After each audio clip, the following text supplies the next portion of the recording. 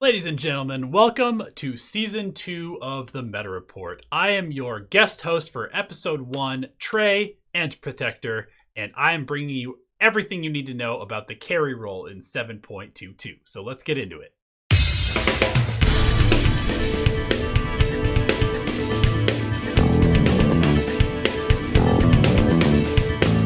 So in this episode of the Meta Report, we really wanted to just focus on the carry position. We've been getting some requests. There was a request from one of our top tier patrons who wanted to know what the carry meta is. So this video is dedicated to him and to all of you carry players out there who are interested in seeing what are good carry heroes in 7.22b and beyond.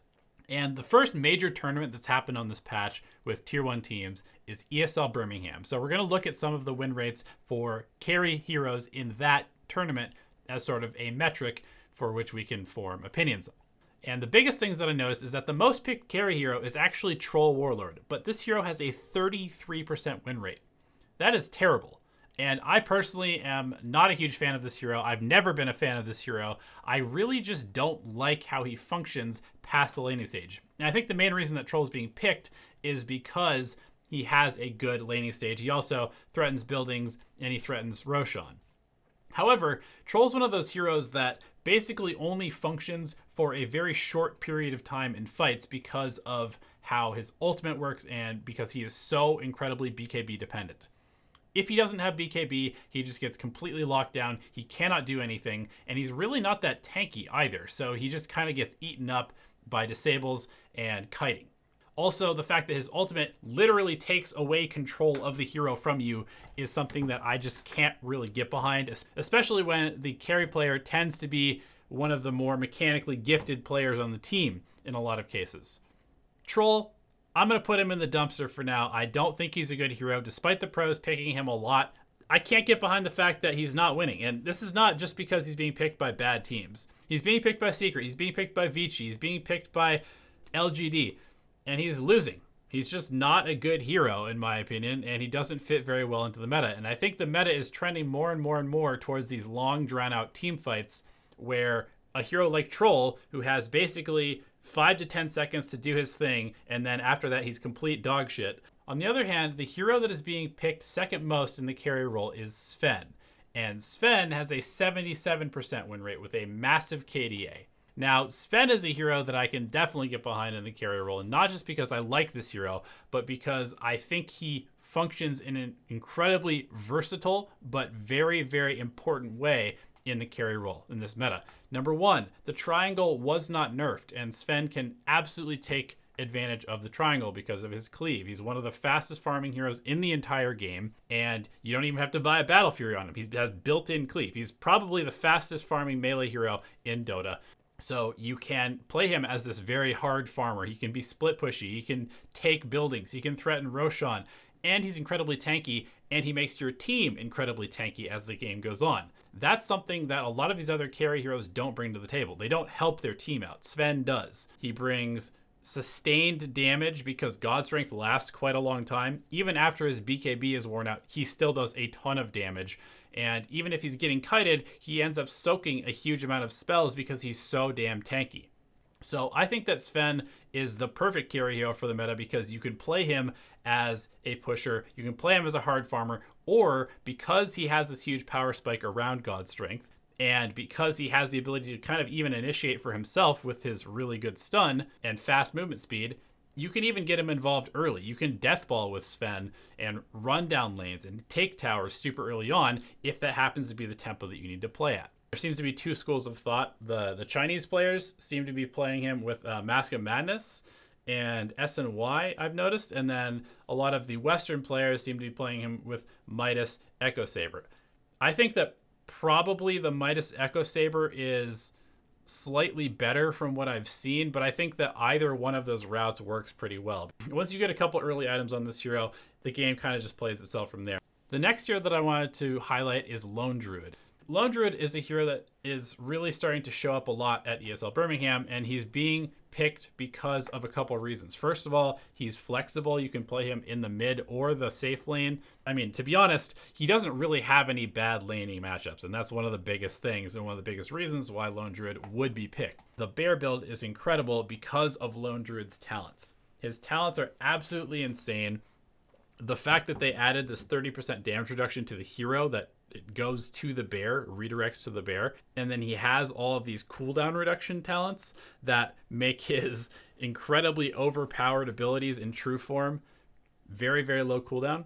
I mean, he literally gets a 20-second cooldown, 5-second BKB at level 25, and then he also has the ability to give himself 130 bonus damage on command, basically every single fight with his battle cry. I think as games tend to trend longer, people are going to be looking for these heroes that can kind of guarantee you a win condition at all stages of the game, and Lone Druid really fits into this mold, so I wouldn't be surprised to see him being picked up a lot.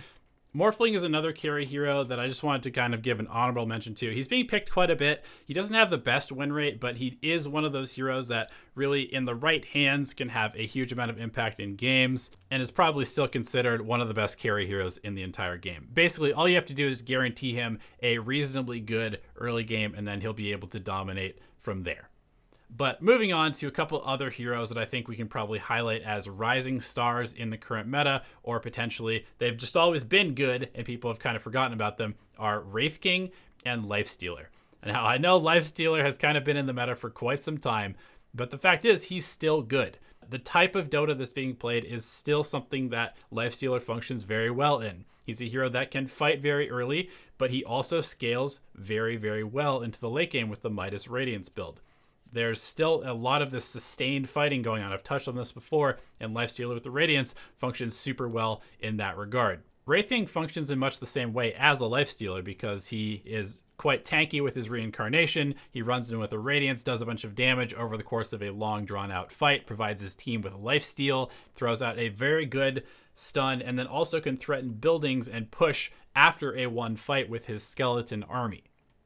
Wraith King is a hero that is sort of being picked to counter heavy teamfight lineups because you can kind of bait him, you run him in, maybe he tanks a black hole, maybe he forces the team to ravage him, and then even if he dies, he comes back up and then shreds people. I wouldn't consider Wraith King necessarily top tier just because he's always going to suffer from things like mana burn early on, and then of course he's just not a hero that has a lot of armor. A lot of pros are actually going Radiance into Shiva's Guard on this hero to address that fact, and he basically just becomes this walking ball of damage who can hit hard but doesn't necessarily have to be effective. And just going with that theme, we've got Radiance on Bear, we've got Radiance on Lifestealer, we've got Radiance on Wraith King, and then Sven is just a hero who shits out damage left and right with his Cleave and God Strength. And the final honorable mention that I just wanted to look at real quick is Spectre, who has been played 10 games with a 60% win rate and a very high KDA.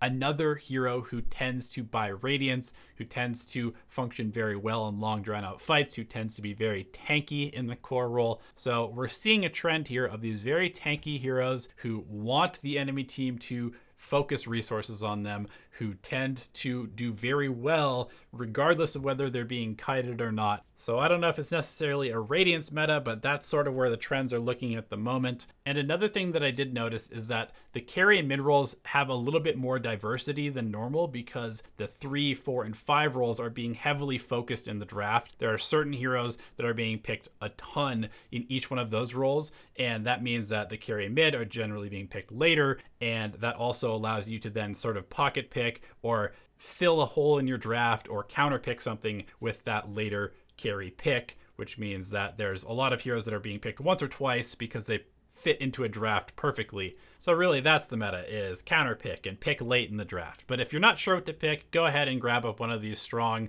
team fighting sustained damage cores like a Sven, Lone Druid, Spectre, Lifestealer, Wraith King, and you'll probably have quite a bit of success in your games. Hope you enjoyed the return of the Meta Report. Good luck, have fun in your games, and we'll see you next time.